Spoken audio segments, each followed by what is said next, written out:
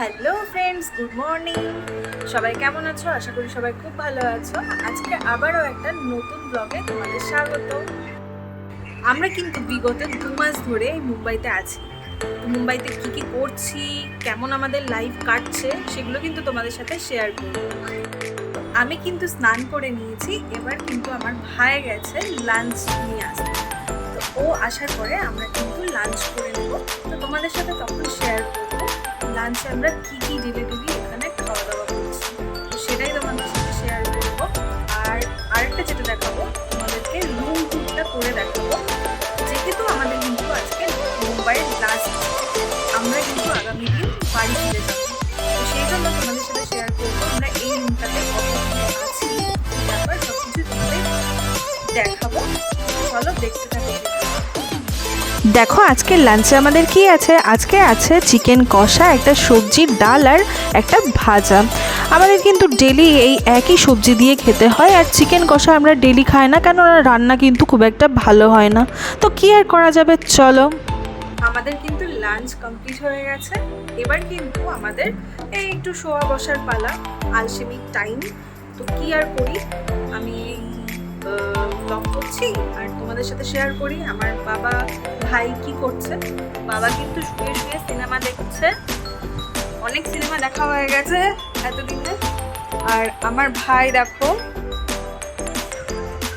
Video editing করছে, কিন্তু ও এতই নোংরা। দেখো বিছানাতে কিন্তু একটা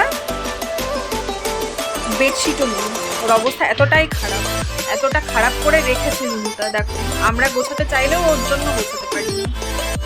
তোমরা দেখলে কিন্তু আমাদের রুমটার এখন খুব বাজে অবস্থা হয়ে রয়েছে, থেকে বেশি আর কিছু বলার নেই।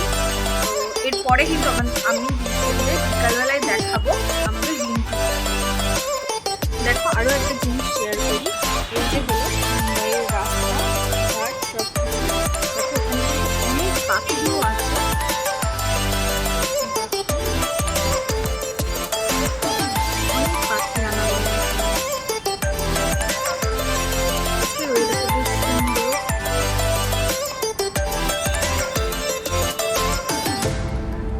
আর আমাদের রুম থেকেই কিন্তু দেখা যাচ্ছে মনোরেল যাচ্ছে।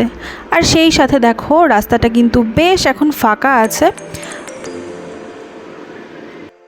বিকালের ওয়েদারটা সুন্দর ছিল বলে কিন্তু আমি বারান্দায় এসে দাঁড়িয়ে আছি। বিকালটা কিন্তু পুরো বৃষ্টিতেই কেটে গেল। দেখো বাইরে এসেছি, বারান্দায় দাঁড়িয়ে কিন্তু আমরা দেখছি প্রচণ্ড বৃষ্টি। আর এই ওয়েদার কিন্তু অল টাইম লেগেই থাকে মুম্বাইতে। তো দেখো বৃষ্টি পড়ার সাথে সাথে কিন্তু চলে এসেছে চা, আর তার সাথে কিন্তু টা। আর আমার বাবা ব্যস্ত হয়ে গেছে নিউ স্টাইলে চা ঢালার জন্য। আর তার সাথে আছে কিন্তু বড়া পাও, যেটা কিন্তু একদমই আমার ভালো লাগে না, তবুও লাস্টবারের জন্য ট্রাই করতে হবে। বাইরে পড়ছে বৃষ্টি আর আমরা কিন্তু এখানে খাওয়া স্টার্ট করব চা আর পেঁয়াজি। দেখো বাবা কিন্তু খাওয়া স্টার্ট করে দিয়েছে, লঙ্কা দিয়ে কিন্তু ভাজা খাচ্ছে। কিরকম লাগছে?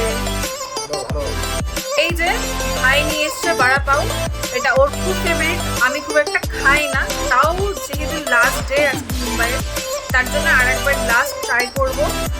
আর এটাকে আমি মিস তো করবোই না, একদমই না। তোমরা কারা কারা এরকম বড়া পাও খাও বা খেয়েছো, খেতে ভালোবাসো কিনা সেটা একবার কমেন্ট করে জানিও। উফ, বৃষ্টি এখনও হয়েই যাচ্ছে, বৃষ্টি থামার কিন্তু কোনো নামই নেই। আমাদের আজকে বেরোনোর কথা থাকলেও সেটা আর হয়ে উঠছে না। তো সেই ফাঁকে চলো তোমাদের রুম ট্যুরটা করিয়ে দেখানো যাক। বাবা কিন্তু সিনেমা দেখতে ব্যস্ত আর ভাই কিন্তু কবিতা লিখতে ব্যস্ত। তো তোমাদের দেখিয়ে দিই, রুমে আছে কিন্তু দুটো ডবল বেড আর একটা সিঙ্গেল বেড।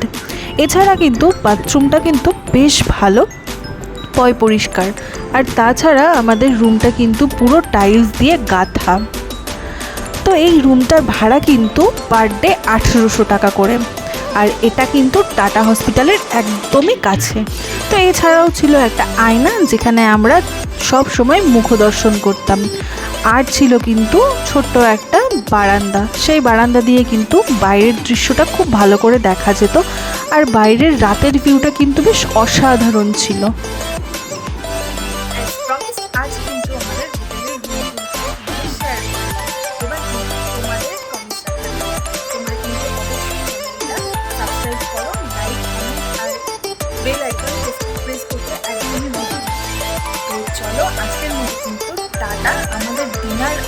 গোছানো কিন্তু একদম কমপ্লিট হয়ে গেছে, যেহেতু আমাদের সকাল সকাল বেরোতে হবে। তো তোমাদের সাথে আবার দেখা হচ্ছে পরের ব্লগে। তো ততদিনে তোমরা খুব ভালো থাকো, সুস্থ থাকো। তো চলো, বাই, গুড নাইট, টাটা।